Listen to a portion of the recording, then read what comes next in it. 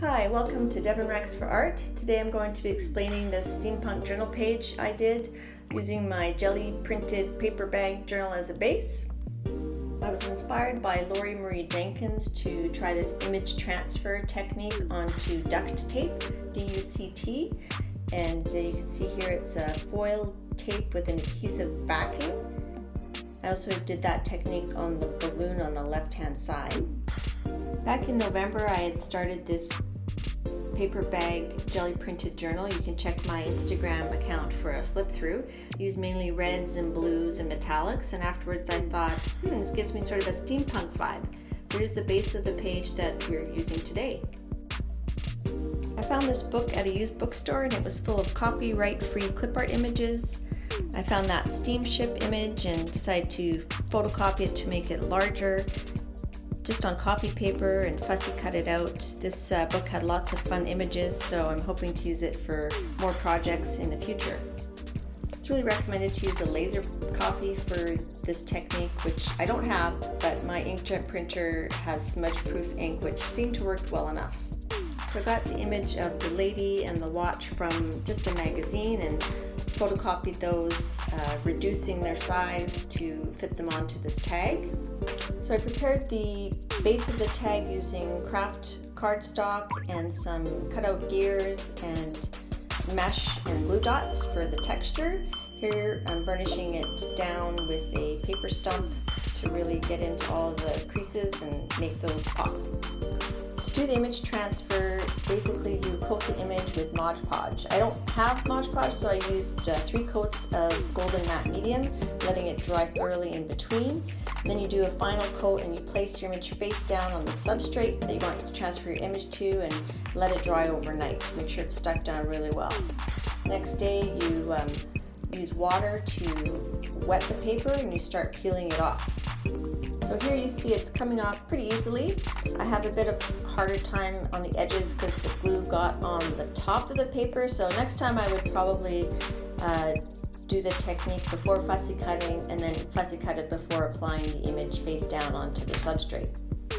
LorriMarie explains that you just keep peeling until you don't feel any of that paper texture left, so it takes quite a while and my fingers were a little sore, but I was pretty happy with how it turned out, and here's how it looks with all the paper peeled off. I decided to coat it with varnish and then add some pops of color using Copic markers on the glasses. I like how you can see the gears from the die cuts underneath, creating a different texture. Next I used some craft paint to go over the areas of the duct tape that were still exposed, distressing it with some black and some blue craft paint, rubbing off a bit the highlights. Then it was coming off a bit too much, so I used my fingers to fiddle with it, adding some black and blue and then some shiny PBO paint.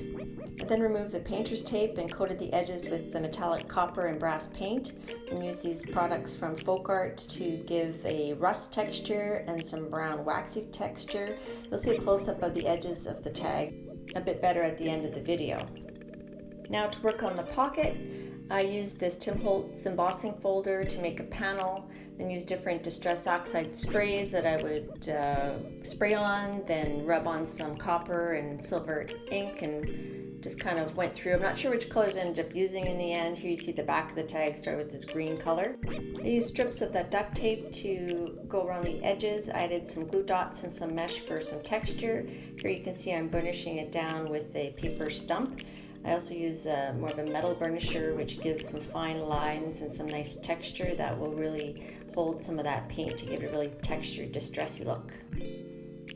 I added that wax product and buffed the surface and added a bit of copper color to distress it a bit more.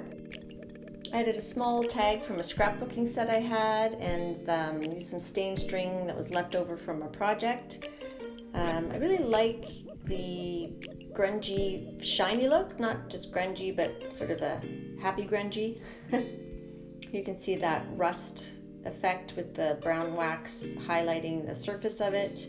And then here you can see where I burnished down the foil tape and the little lines from the burnisher and the wax product in there. The glue dots make it look like rivets, so that was kind of fun.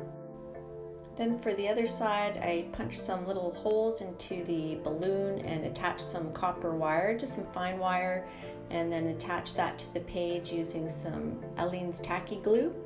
To help the copper wire show up more, I used some of the Jane Davenport stickers, which are transparent, just to add some contrast, and then highlighted those with some Stabilo pencil around. I colored the rest of the boat with alcohol markers and just attached it to the page. I like how the copper wires looked in the end, and added just a few more bits and bobs to the page to round it out. And here's a final look at my Steampunk journal page, my first one ever. I had a lot of fun trying these techniques, and I thank LorriMarie Jenkins for her awesome YouTube videos. You should definitely check her out. I appreciate you guys watching my video, and I'll try to get it set up so I can show you more videos and less picture and explain things in real time. Have a great new year and happy creating. Thanks so much for watching.